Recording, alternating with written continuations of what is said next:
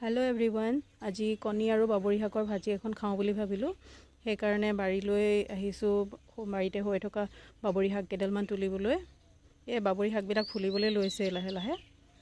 এই ভাজিখন খুব ভাল লাগে খাই ইয়াত কোনো ধৰণৰ মছলা ব্যৱহাৰ নহয় একেবাৰে সিম্পল এটা ৰেচিপি বাবৰিৰ লগতে ঘৰৰে ধনিয়া কেডালমানো তুলি লওঁ তেতিয়া ভাজিখন আৰু টেষ্ট লাগিব ধনিয়া কেডালমান লগত দিলে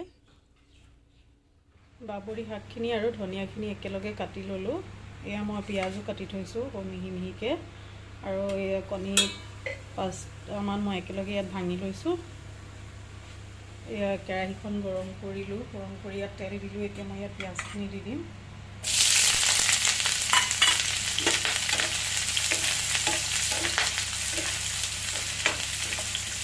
পিয়াজখিনি অলপ ৰঙচুৱা হোৱাৰ পিছতে ইয়াত মই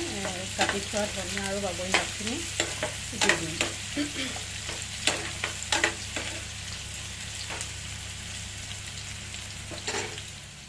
পিঁয়াজখিনি প্ৰায় ভাজ খাইছে এতিয়া মই ইয়াত কাটি থোৱা শাকখিনি দি দিছোঁ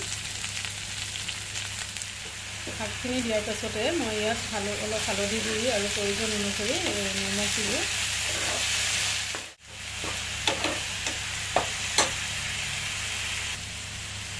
ইয়াত মই মিহিকৈ কাটি লোৱা কেঁচা জলকীয়া এটাও দি দিছোঁ অকণমান জ্বলা জ্বলা হ'লে ভাল লাগিব খাই শাকখিনি প্ৰায় ভাজ খাইছে এতিয়া ইয়াত মই কণীখিনি দি দিছোঁ ভাঙি লোৱা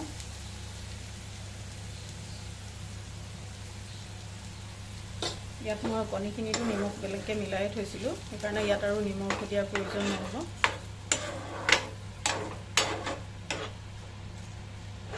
এতিয়া এইখিনি অলপ পিছতে ৰেডি হৈ যাব কণী আৰু